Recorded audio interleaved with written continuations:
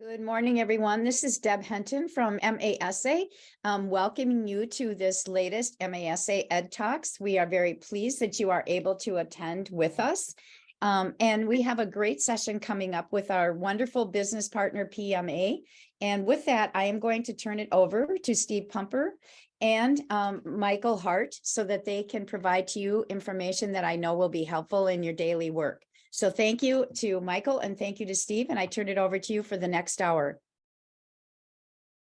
Good morning, everyone. We're happy to have you here and appreciate you spending a part of a beautiful summer day with us to learn about equalization formulas. So we're going to start here, just kind of an agenda going through. What we're going to look at is helping you understand how the equalization formulas come together. Hopefully you have, by the end of this, you have a look into when you receive your 40 pages of state aid levy calculations in September, maybe a little bit better understanding of how that gets put together. We're going to look at some specific examples, particularly related to the referendum market value revenues, and then compare how the state aid formulas look for different types of districts across the state and show you how they can vary quite a bit from one district to the next. Also going to kind of go through how pupil counts matter in this process and how that leads to levy adjustments as a part of the levy process, and finish up with some information about Ag2School credits and debt service equalization as you think about equalization in relation to capital projects. So to start with just the basics of equalization formulas and how do they come together, I think it's informative to think about the sources of revenue that a school district receives really in three different buckets for this conversation. First, the largest bucket is that set of revenues that is based in only state aid. So we're talking about your basic general education formula revenue, your special education formula, and there's a whole other list of different state aid based revenues that are all 100% state aid. There's also a set of revenues that are property tax only. So if you are eligible for this kind of levy, all of the revenue comes from property taxes. Your voter approved capital projects levy would fall into there, a lease levy, reemployment insurance, safe schools, and there's a whole long list of others. My favorite whenever I look at that is always that tree growth levy. It's sort of an interesting one. But today we're going to kind of focus on that set of revenues that is split, partially funded by state aid and partially by levy, and how do we come to how that mix gets created with those different revenue sources, and look at how it's different when depending upon which of those revenue sources you look at. Your referendum revenue, your local optional equity and transition revenues are all sort of one group that gets equalized similarly, and then debt service is completely different. Your operating capital, LTFM, QComp, they all have different formulas in terms of how the equalization is created. And hopefully you'll have some insight into what that looks like by the end of the hour. So the basics here, the real overview is that the state develops these equalization formulas to try to create more equality in terms of how property taxes are paid across the state. And they do that by creating a wealth metric that is based on property valuation per student. And if you're familiar with the property tax system, there's several different types of property valuation. And so that affects these formulas. And there's also different kinds of pupil counts. We talk about resident pupil units or adjusted pupil units. And so most of the formulas are based in a property wealth metric that is a value, the total amount of property value per kid. But those formulas can vary pretty widely depending upon the type of revenue source, which type of value it includes, and what kind of student count it includes. In recent years, especially this last year, you're probably very well aware that property values have increased pretty dramatically across the state of Minnesota, which impacts these formulas and ultimately impacts the amount of equalization your school district receives. These two charts on the screen are from a report that the Minnesota Department of Revenue published on March 1st.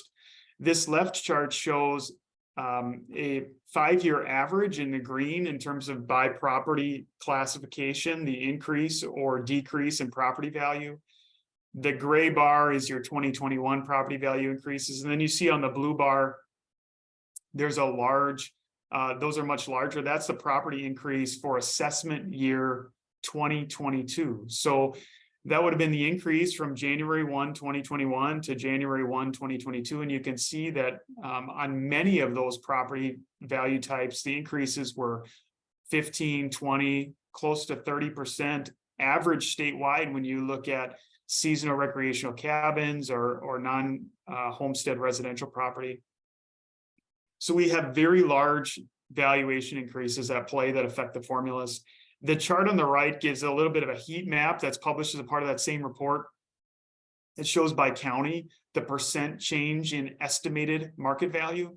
And as you look at this, the highest percent increases, well in excess of 30%, are in these areas of the state that have lots of seasonal recreational property up on the North Shore, kind of up in central Minnesota in the lakes area. But even that, there are widespread large increases across the vast majority of the state, and that 15 to 20% range was pretty typical for property value increases when you look at all property types together. Going back to this, we saw this kind of 15 to 20% also for residential property, which is oftentimes what we're most clued in on in terms of understanding tax impacts for school districts. Here's another report that just kind of, or another chart from that same report that shows the breakout, looking at the Twin Cities metro area increases in aggregate. EMV is estimated market value on this chart. So we have the Twin Cities metro area, non-metro cities, which are those larger greater Minnesota cities, and then the rest of greater Minnesota in terms of the increases. And you see actually the largest increases on average were in greater Minnesota. This right part of the chart, this CC stands for constant change.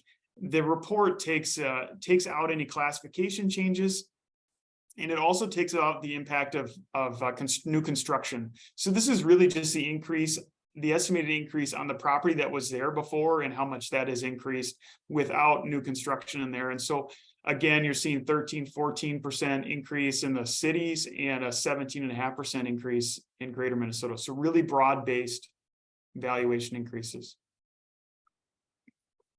So we start to pair the valuation increases with the pupil count trends that we have seen across the state. So this chart shows in dark blue referendum market values statewide, and they were on a pretty steady incline over the last 10 years. And you can see there was a large increase in fiscal year 24. So that fiscal year 24 lines up with the taxes assessed in 22 for taxes payable in 23. At the same time, we've seen referendum market values increasing and other valuation metrics increasing. We've also seen a decline in statewide average daily membership. And so there was a big decline from fiscal year 20 to 21, as many of you are well aware, but we've been pretty steady, and there really wasn't a bounce back after the reduction in student counts in that initial COVID year. And so when you look at the formulas here, if you take that numerator, the rising valuations are going up, and the denominator in here, your pupil counts are staying for many districts level, are actually reduced from where they were a few years ago. Of course, that's dependent where you are across the state. What that means as a whole is that within the same revenue calculation and revenue formula, districts are receiving less state aid for those particular revenues that are a mix of aid and levy.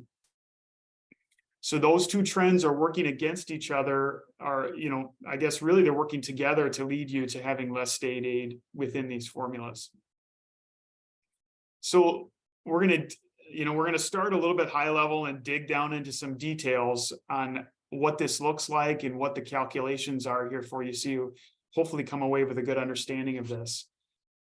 When we look at these property wealth based equalization formulas, I have 3 of the formulas here shown on this slide. There are more, and there are some more nuances to some of the others, but these are really the biggest ones as we look at this. And so this first one is taking your referendum market value divided by resident pupil unit, and that's the formula that drives equalization amount for your voter approved operating referendums, your local optional revenue. And those are really the two largest and most important revenues for most districts in terms of their general fund budget, with the levy that includes a levy component, and also your equity and transition revenues. In the middle here, we have adjusted net tax capacity divided by adjusted pupil units. And then on your long-term facility maintenance, when that law was created close to 10 years ago, the state has an ag modified adjusted net tax capacity, which reduces the agricultural net tax capacity amount in there. It has the effect of giving districts with large agricultural tax bases more potential state aid within these formulas. Now, when you look at these three different items, referendum market value is unique because it excludes some property types in terms of the value. So it excludes agricultural land and buildings, and it excludes seasonal recreational properties. And so for districts that have large components of seasonal recreational or large components of agricultural property, that number could be lower on a relative basis when you compare it to net tax capacity, which includes all of those property types in there. And so because of the differences between those two, which you see is pretty, in some cases, pretty dramatic differences in terms of the way the calculations work. The pupil count is also important. So resident pupil units is related to those kids that are living within your district, not necessarily going to your school, but they're going to a public school. And adjusted pupil units are based, it's a weighted measure of the kids that are at your school. And so in some districts, those numbers are very different, whether or not you have a lot of open enrollment in or open enrollment out. That could affect the way these formulas work. So as we get into the detail on this slide has a lot of numbers on it, but this is showing a trend line over the last 10 years of the equalizing factors. And so what I want you to notice here, the biggest piece of this is that for most of these equalizing factors, especially these first four, your local optional and your referendum equalizing factors, there have only been small changes to that factor over time. Okay, so the way that the statute is written is that those are fixed numbers within the statute, and they have to be modified by the legislature to make a change to that. Now, the operating capital, the state is in that category, but the state legislature has used that, especially in past years, to help balance things out. The one of these equalizing factors on this page that is different from those that are written into state statute at a fixed number is the LTFM equalizing factor. And that one is set to change based upon state average. And you can see just kind of visually that LTFM factor came into play for taxes payable in 2016, and it was $8,800. And, just with state averages going up in terms of valuation averages, it's getting close to being almost twice what it was as a number compared to where it was 8 or 9 years ago. And so if all of these other factors had continued to increase at that rate, they would be much higher numbers. And so the fact that they're static in place is important in terms of understanding the impact of those valuation increases and declining enrollment. So there were lots of bills proposed that would have changed these formulas as a part of the legislative session. There was bills on debt service equalization, increasing referendum, increasing local optional. And I know the folks at MASA did lots of work to keep you informed about that and advocate on your behalf related to this. But as far as I can tell, there was only really one minor change to the overall formula picture for equalization for districts. And that was related to a segment, the tier 2 segment of your local optional revenue. So for taxes payable in 2023, that factor was 510,000. It increases to 587, 642, and 671,000 in pay 26. And really the state, as they're pulling together their bill and putting it together, they're trying to create a bill that is property tax neutral compared to current state law. And so they use this as a way to get themselves to that point in terms of the scoring on it. But it is comparing itself to a bill that's property tax neutral with those static equalization rates, which, as what I'll show you here in the end, is that with those static rates, yeah, this is helpful. These changes are helpful, but they're not going to come even close to offsetting the declines that are being created for most districts because of valuation increases and pupil count stagnation or decline. So for those of you who really want to understand the nitty-gritty of the math, I thought I would start with just plugging together, how does the formula work? So as we talked about, we take a valuation metric, for example, referendum market value, and you divide it by a pupil count, and you get what a district-specific property wealth metric. And you divide that by the state equalizing factor, which we've just been looking at. So that's set by state statute. And when you divide your district-specific one into the statewide equalizing factor, you get a percent of the revenue that comes from property tax levy, and the balance of the revenue would come from state aid. So let's just look at a specific number, because I think it's helpful to kind of create some context around this. If this particular district has a referendum market value of $225,681,000, and they have 585 resident pupil units. So you take that divided there, and their district specific property wealth metric is 385,000. The number doesn't mean anything except for in the context of this particular calculation. That statewide equalizing factor I'm taking the one for that got increased for the tier 2 of local optional is 587,000. So if you divide 385,000 into 587,000, you get that 65% of the levy is coming, or of the revenue is coming from levy. So to make it really simple, if this particular element of your revenue category had $100,000 of revenue associated with it, $34,000 would come from the state, and $65,000 would come from your levy through the process. And so the amount that comes from the state and the levy changes as those factors change. Now, why are we talking about this now, or why is this a relevant issue today? And we thought we'd bring this forward at this time, partially because we just got done with a really large, important legislative session that changed many elements of school finance.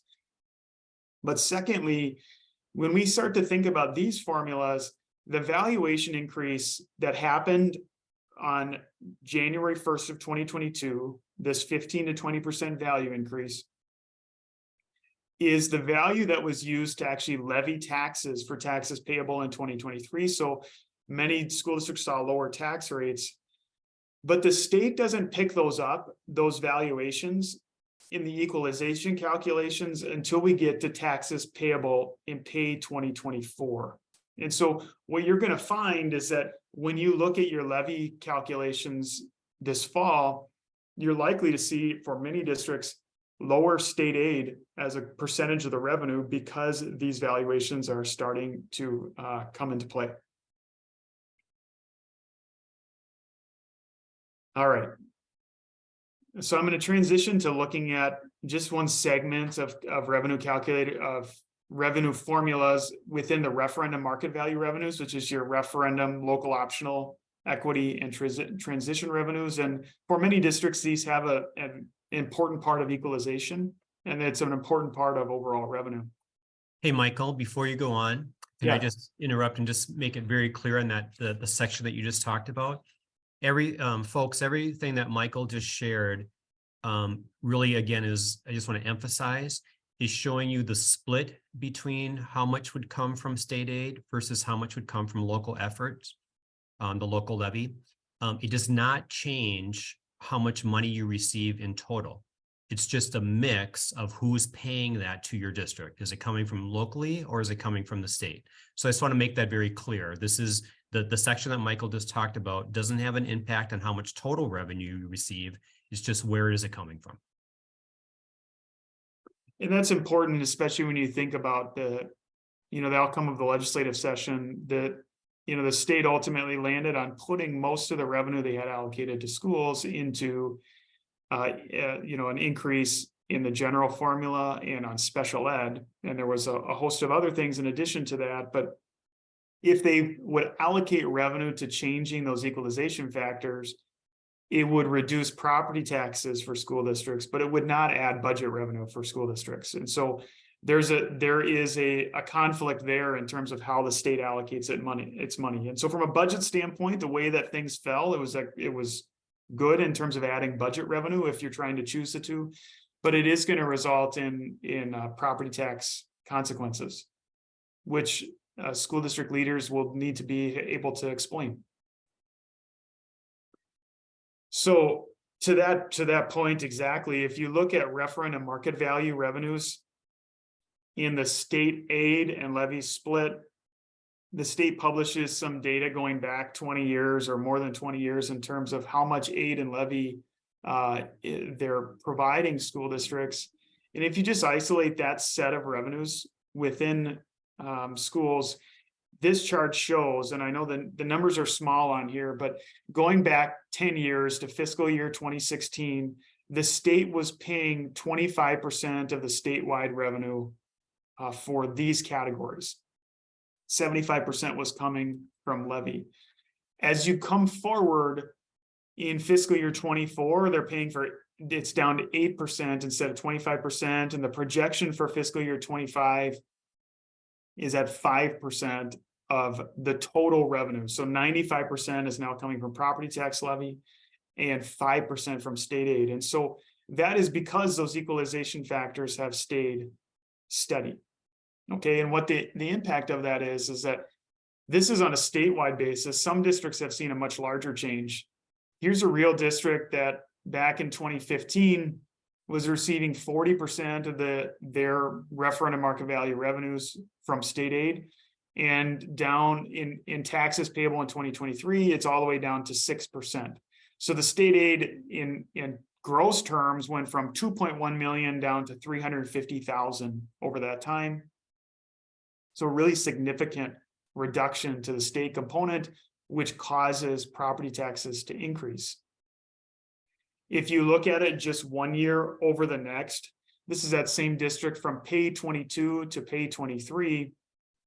And this is before we're seeing the increase that I show you for pay 24. And I'll show you some examples of what that's expected to look like. But this district had $6.2 million of revenue in pay 22. The revenue is going down for pay 23 by 52,000, but the property tax levy is going up.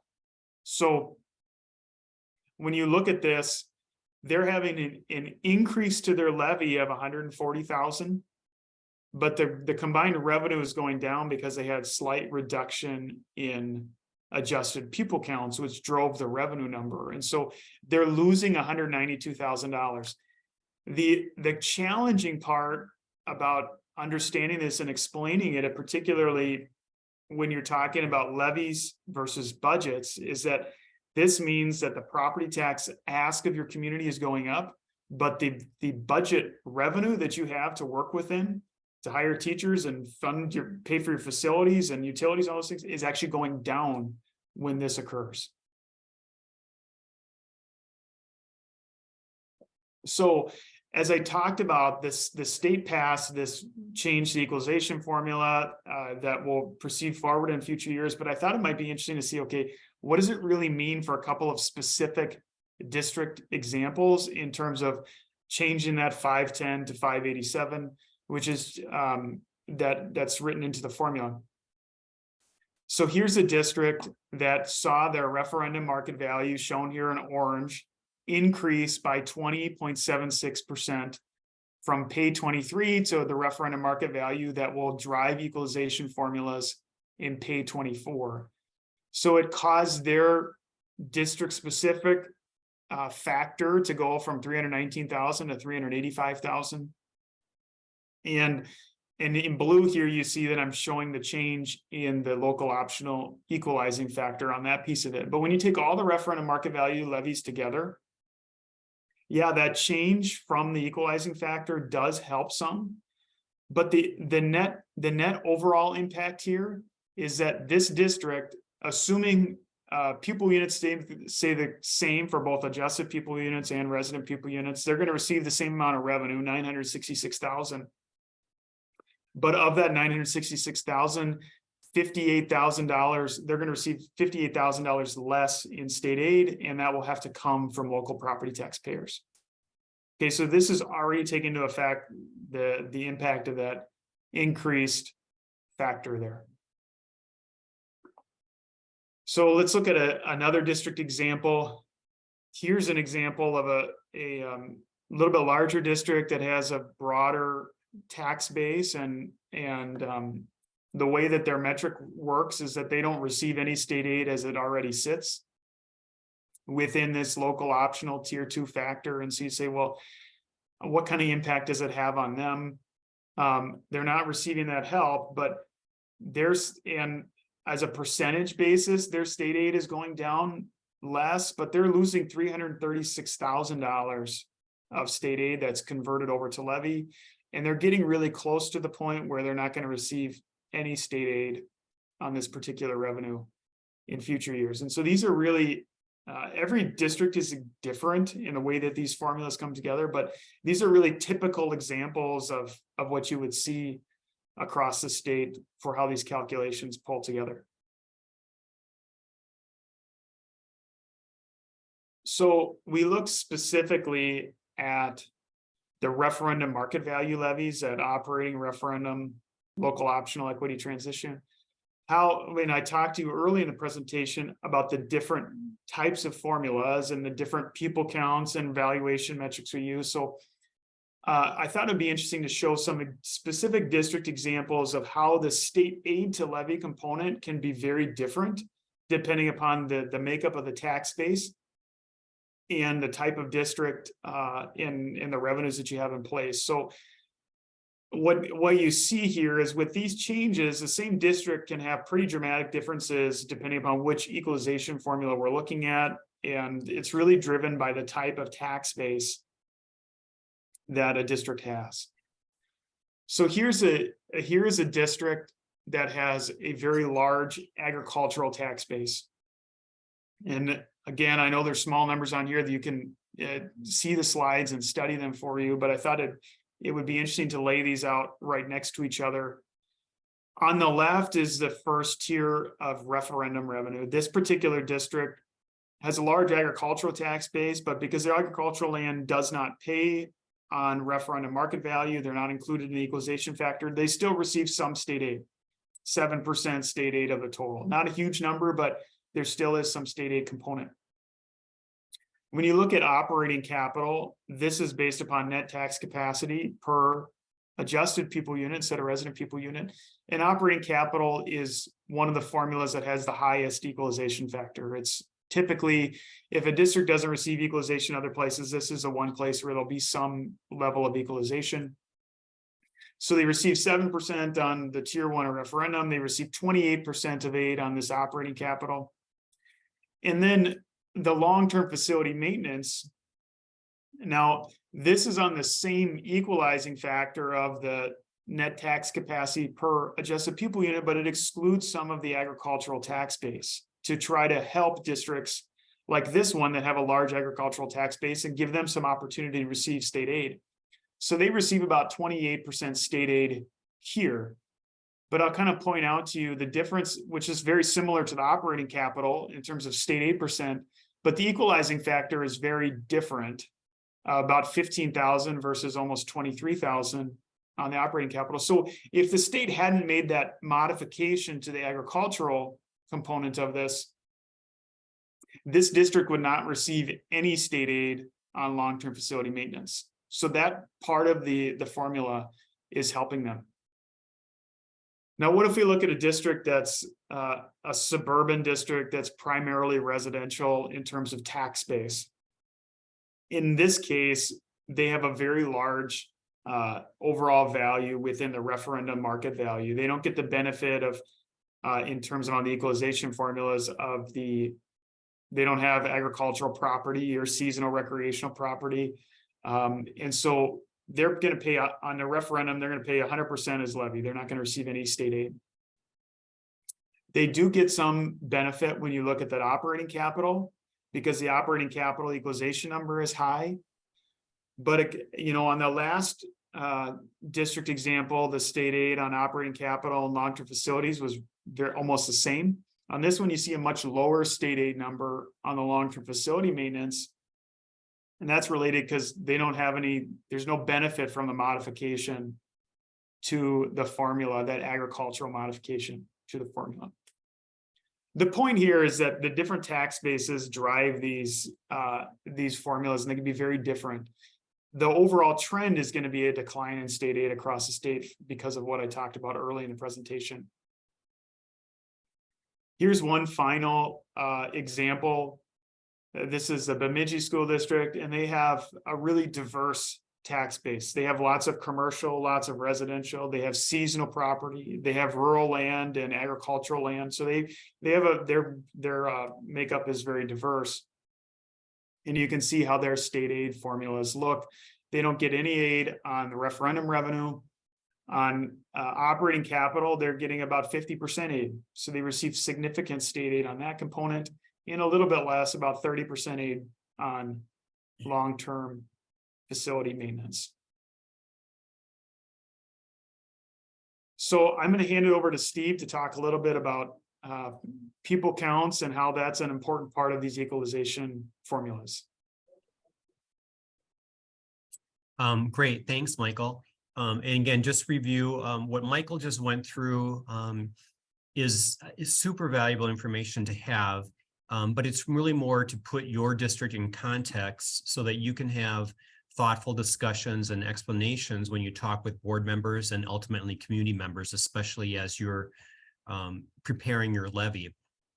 If what you want to know as a superintendent or a leader of your district is that just because you're receiving the same amount of revenue doesn't mean that taxes will necessarily stay the same. Taxes can go up, as Michael showed you, and your district is either having the same amount of revenue or even less revenue, and it's just because of how the formulas work. And so we want to make sure that you have some understanding on that. This section actually is going to talk a little bit differently, that what I'm going to talk about is actually could have an increase in revenue or an impact on your revenue, whether it goes up or down. So Michael, if you want to go to the first slide here. So most of the largest levy categories, they're based on adjusted pupil units. So how many students are actually attending your district, whether they're from district residents or outside the district residents. And of course, they're adjusted based on what grade they're in as well.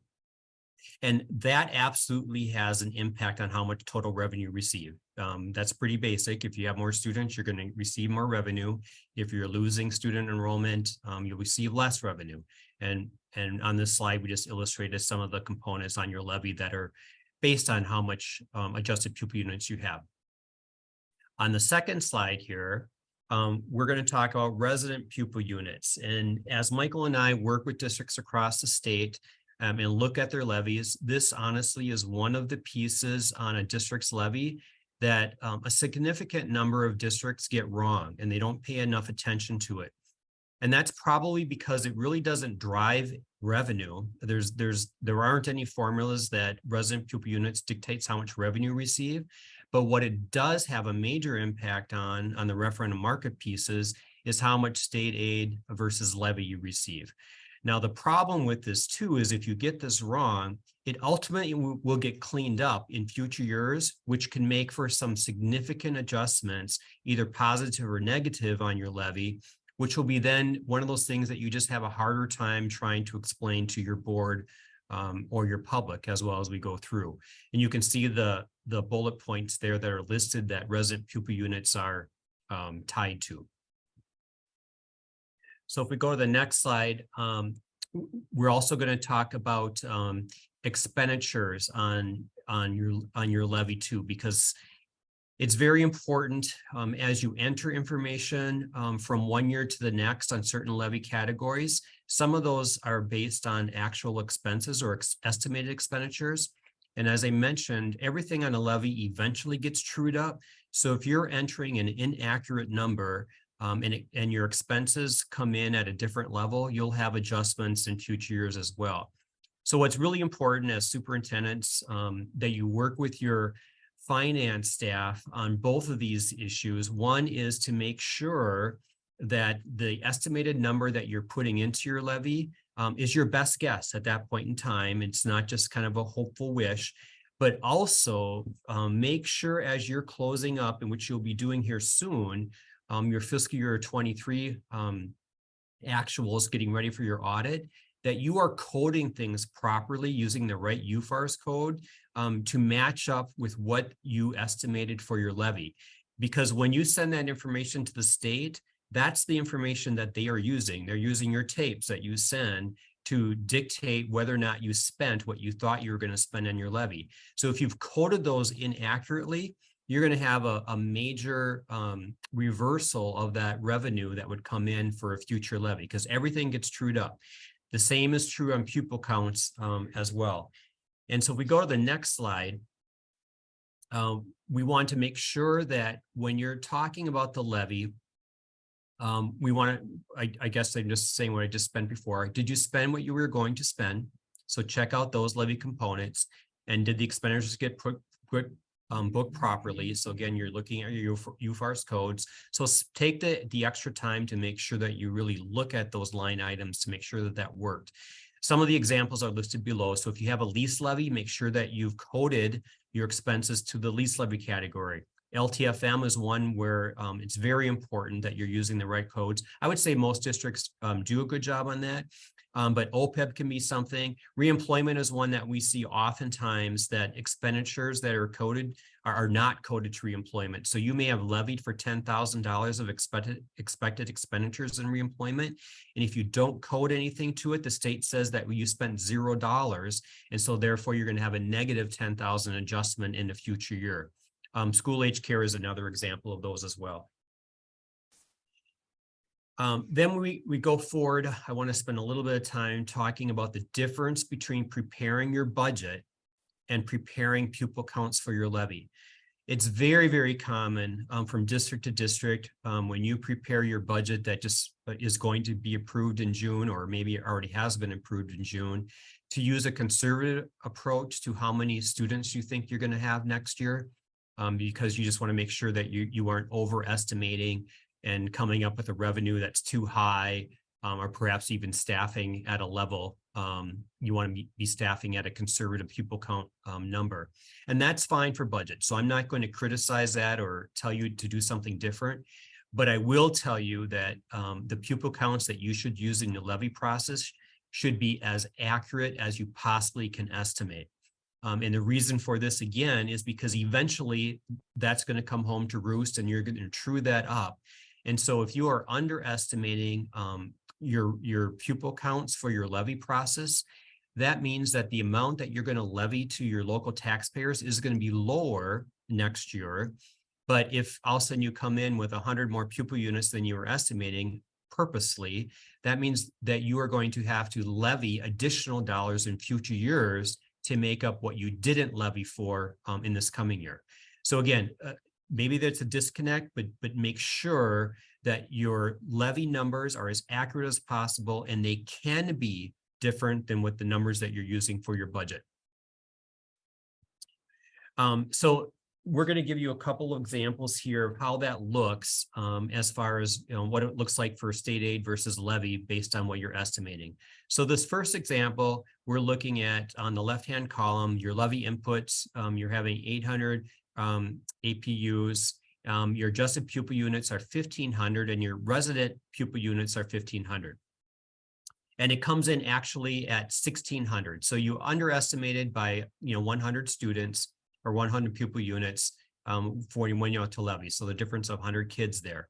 So the combined total on the revenue went up based on the 100 different kids from $2.5 million to almost $2.7 million. So you received $167,000 more revenue, which is a good thing, and that's true. But what also happened is you now will need to levy for an additional $110,000 in a future year because you underestimated those pupil units by 100. So you would have levied $110,000 more this current year if you had it estimated more accurately, and then you won't have this big adjustment in a future year. When we look at the next slide, it's the same information, but in this case, we're saying that you had your resident pupil units at 1,500, but they actually came in at 1,350. And again, a lot of times districts just, when they don't understand, or the district staff doesn't understand the difference between adjusted pupil units and resident pupil units, they often use the same number. But in this case, if you're a district that receives more kids through open enrollment, then your resident pupil units should be lower than your adjusted pupil units. And that's what you would want to enter in as well.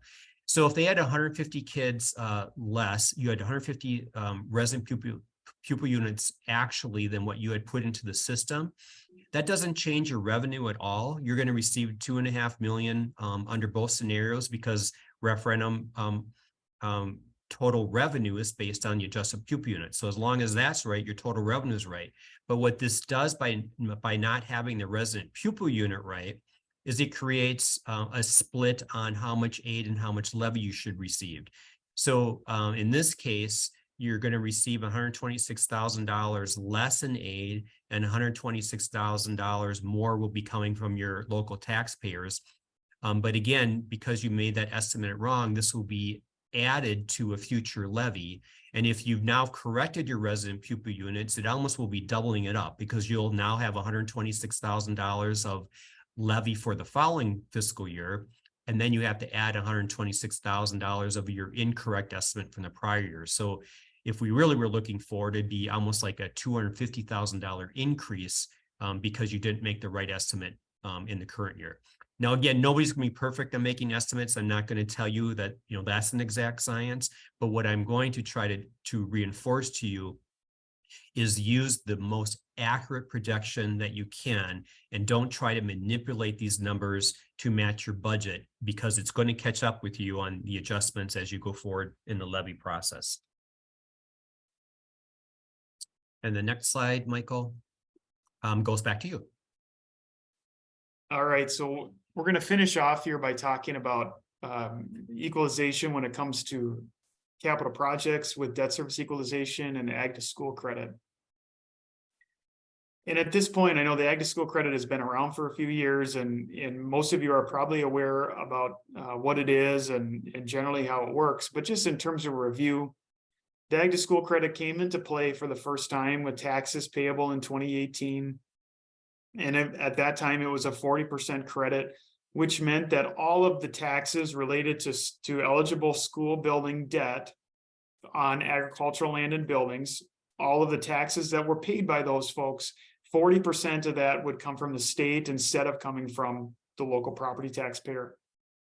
The bill was amended to increase that percentage amount, and beginning with 2023, pay 23 and beyond, it's at 70% under current statute. There have been proposals to increase that, but we're at 70% for now, which has been a huge benefit for some districts, and especially those districts that have a large percentage of their property in land and buildings. So if we take one example here, here's a district that is tax base is primarily within the agricultural land and building category. This bar chart shows the blue on the top is residential property, about 8.7%. This red component is agricultural property, but it's a house, garage, and 1 acre. And so it's really taxed more like the blue, the residential property, and that's 3%. The yellow here is 79 or close to 80% of the total net tax capacity for this district. And then there's some commercial and a few other really small categories. So when we talk about the impact of the Ag2School credit for this district, for any of their debt service payments, 56% of the total payment is paid by the credit. And how we get to that number is you're really taking 70% of this 80% number. And so if you add the 24% green component here, that's the balance that's paid by the ag land and buildings, plus the 56% paid by the Ag2School credit, that it translates to this yellow category here in terms of the agricultural land and buildings. So for many districts across the state, this is a really important element into understanding how taxes are paid. Especially if you've done a large building project, the debt service levy is oftentimes one of the largest components of the overall levy picture for you. A couple of things as we've gone through referendum campaigns and talked with communities of questions that oftentimes come up related to the Ag2School credit is that property owners don't have to do anything to receive the credit. If the property is classified as agricultural land and buildings properly by the county, they don't have to do anything to receive the credit. It's different than, say, the homestead exclusion, where you have to file paperwork with the county to prove your homestead exclusion. So this is different than that. The second piece is that the credit is all calculated and administered by the county. And so the county is doing all that calculation for you. So when you look at your levy sheet and your debt service levy and the amount of dollars that you levy, the Ag2School credit isn't a part of any of those calculations or formulas.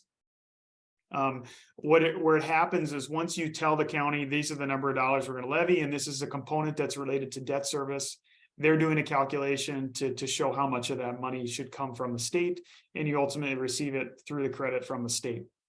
So those are two important aspects of it. Now, the other key piece of equalization when we're talking about debt service or debt payments is that is the debt service equalization program. And it's a little bit different than the Ag2School credit. It's more limited in terms of the types of bonds that apply for debt service equalization. For example, your long-term facility maintenance bonds are eligible for the Ag2School credit, but they are not eligible for debt service equalization. In terms of an eligibility factor, most voter approved bonds are eligible for debt service equalization. The way that this works is that there's a minimum tax rate where the state says you have to levy at least this amount before we'll even consider providing an equalization. They call this the maximum unequalized local effort. The tax rate is currently 15.7%. And one important part of valuations rising is that as those valuations have increased, that when you take that valuation number times 15.7%, the amount of debt payment in terms of dollar amount that falls within this maximum unequalized local effort is much larger than it used to be prior to the valuation increases, which means that you have to have a much larger debt payment before you get to the state even considering any kind of equalization. The second, so once you've gotten past that maximum unequalized local effort, there's two tiers of debt service equalization. The first tier is 10.5%. When you look at the way the calculations work, they're similar to what we've shown before in terms of a net tax capacity per pupil unit. But within that first tier, there's very minimal equalization for the vast majority of districts across the state. And so the second tier starts at 26%, which is starting to become a fairly large debt service payment overall. And so you have to get to a pretty large debt service payment before the state will even consider a dollar as a part of the picture. There was a report, and it's becoming a little bit dated, but I think the information is still really relevant and has only become more true over the last few years. But the Office of the Legislative Auditor put out a report in 2019 that showed the declining impact of debt service equalization. And the short story is that in 2020, there's only 37 districts statewide that qualified, and there was 3 districts that made up 69% of the total state aid related to this. And so that if you translate that back to 1997, about half of school districts would have been eligible for this program. And so the way it currently stands, it is not a factor for the vast majority of school districts. when they're considering a bond project or the tax impact related to that. There are a few districts where it is an important piece of the overall picture. So just going to do a quick review, and then Steve and I will certainly be happy to stay on if any folks have questions in the chat, or if you want to follow up with us individually afterwards.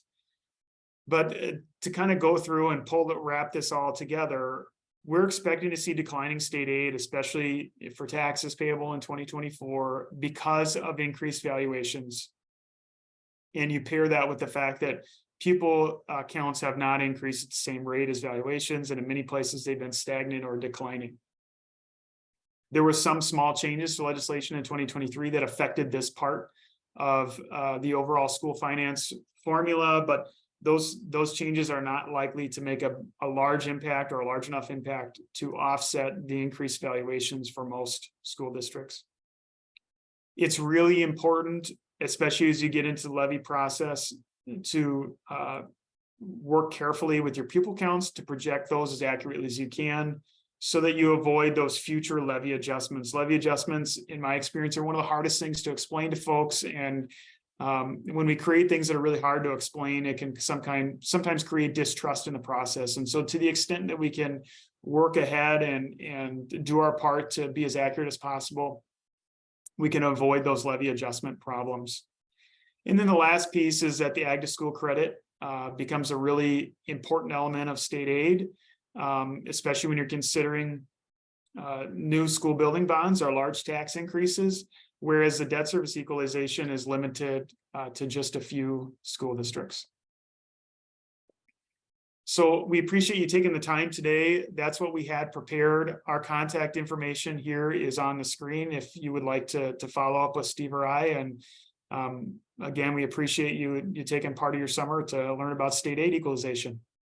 Yeah, okay. So the question is related to the Ag2School credit, and I'm going to slide back a few slides to this bar chart and sourcing that information. So the state does, and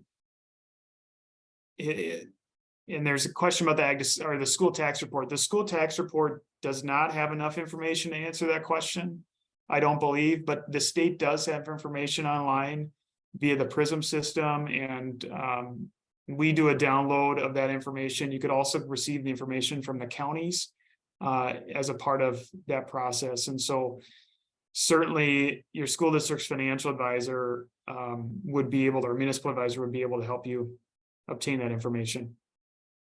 Well, I want to thank you, Steve and Michael, for a really informative session. I learned a lot, and I know all of our participants probably did too, and had some of their questions reinforced about our complicated system of funding schools and equalization. So I know Dave will put out the recording soon when it's ready to go.